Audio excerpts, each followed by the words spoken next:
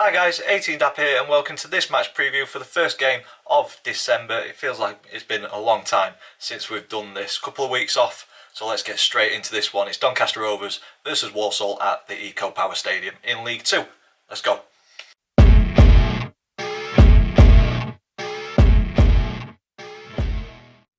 So guys, welcome to this match preview, Doncaster versus Walsall in League 2 at the Eco Power Stadium Friday night kickoff. Obviously at the time of recording, don't know if England have even got through or who we're playing yet, but the game was changed for a potential fixture clash with an England round of 16, I believe it is. So we want to stick with the more important football though, the nitty gritty of League 2. So Doncaster Rovers versus Walsall. If you're an existing subscriber, thank you so much for supporting the channel. It is greatly appreciated. If this video has brought you to the channel, please consider clicking subscribe somewhere down on the outside of the video. And if you are new, this is the format that we'll go through match previews. Look at previous meetings between the two clubs, look at current format across all competitions. I choose a Donny Rovers player just to say a few words about. I also choose the opponent's one to watch in my opinion. You know your club much better than what I do though, so please in the comments down below let me know who we should be watching out for as Rovers fans in tomorrow night's fixture.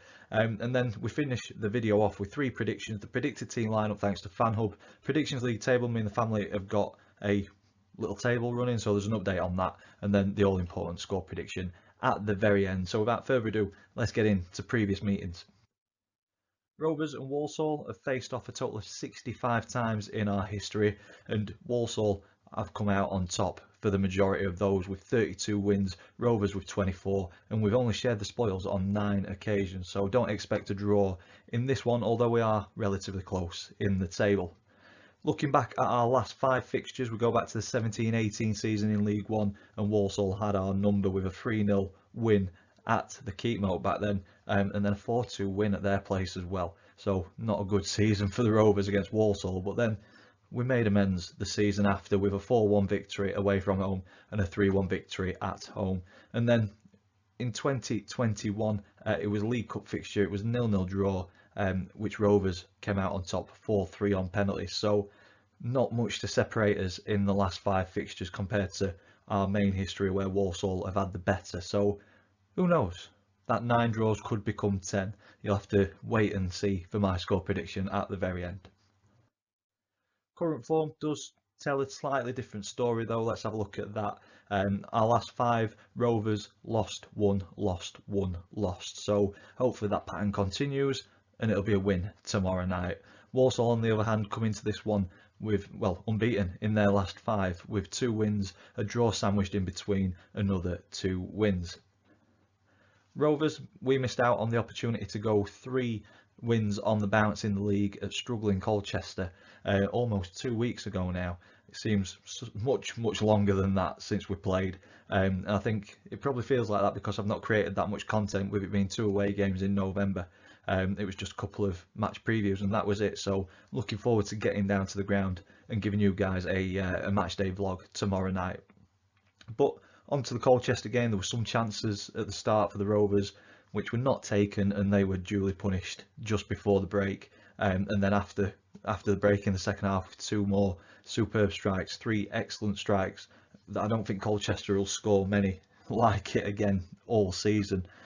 So yeah, 3 wonderful strikes gave Colchester a much needed win down at the bottom of the table. It pulled them out of the relegation zone, and it just put a bit of a dampener on proceedings for Rovers fans, especially after getting dumped out of the FA Cup as well. So hopefully the short break, with us not playing in the FA Cup last weekend, has given Danny Schofield a bit more time to deliver his message a little bit more to the players, and hopefully we see a reaction like we did at Grimsby after the defeat to Kings Lynn in the FA Cup, and unfortunately Walsall will be on the receiving end to that. Hopefully we will see though, and I say it very cautiously because if we move on to Walsall, they're coming into this game on the back of an FA Cup second round win that was somewhat gifted to them, in all honesty, by Carlisle. In the final minutes they were 1-0 down, big ball forward and Thomas Holy's made an absolute hash of it.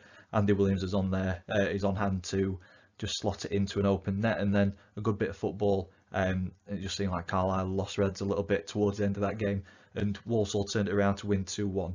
But although that was somewhat gifted to them, they are hitting a decent run of form at the minute. No defeats in their last 7, with 2 draws and 5 wins. So coming into this one with heaps of confidence, you'd suspect. A good 2-0 win at Wycombe in the FA Cup first round as well shows that they're a very capable team on their day. And the results over recent weeks have pulled Walsall up to 11th in the table, 1 point behind the Rovers, better goal difference as well. So it's a game that we should not be taking lightly. It's a game that we shouldn't expect to win, but it's a game that I think we should be, well, every game we should be trying to win, especially the home games, but it's not going to be an easy task tomorrow night, in my opinion. Moving on to the player profile, so this is where I'll just say a few words about a Rovers player, and for this video I'm going with Harrison Biggins. And for me, the last video I mentioned George Miller, a player who's come on leaps and bounds since Danny Schofield came to the club, and for me Harrison Biggins is another one of those players that has improved massively under Danny Schofield. I think he's starting to run the midfield a little bit, and not only is he creating chances for other players, but he's burying some too. I think he scored 3 or 4 since Danny Schofield arrived, so it just shows that he's got a bit more confidence about his play, and he's willing to take a shot from distance. Very unlucky a few games ago, shooting from inside of his own half and hitting the crossbar. I think that was against Stevenage, if memory serves me correctly.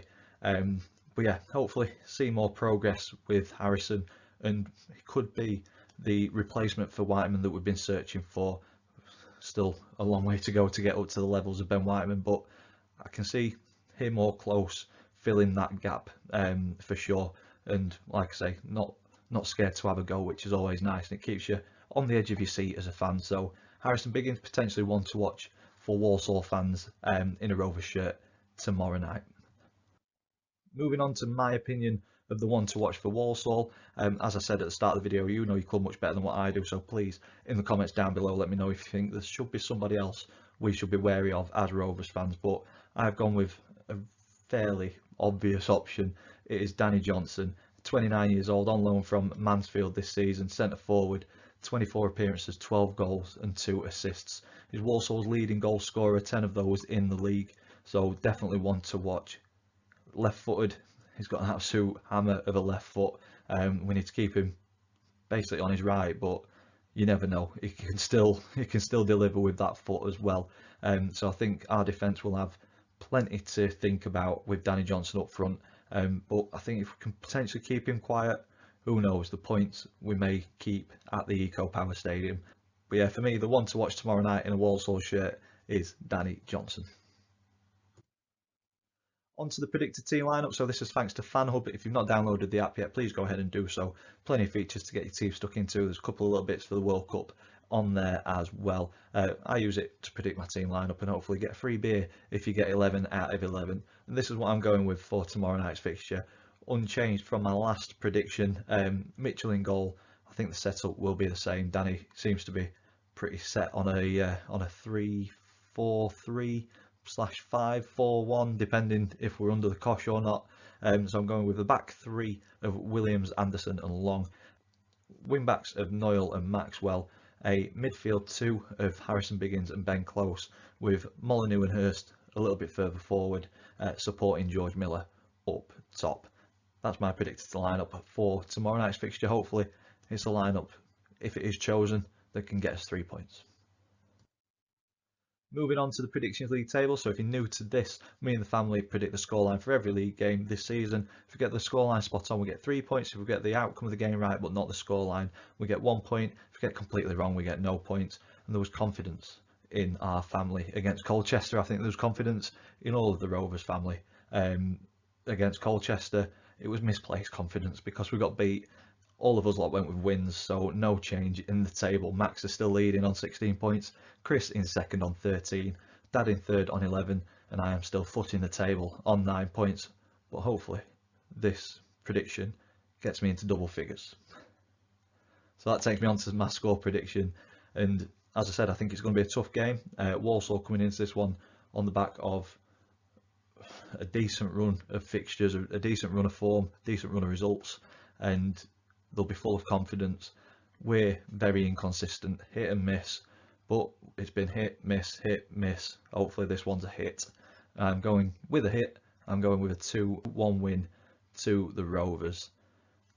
Hopefully I'm spot on with that, get the 3 points for the predictions league table. But that's where I'm going to leave this one. If you've enjoyed it, please stick a big thumbs up on it for us, please. Comments in the section down below. Subscribe if you haven't already. As always, thank you for watching, and I will see you in the next one.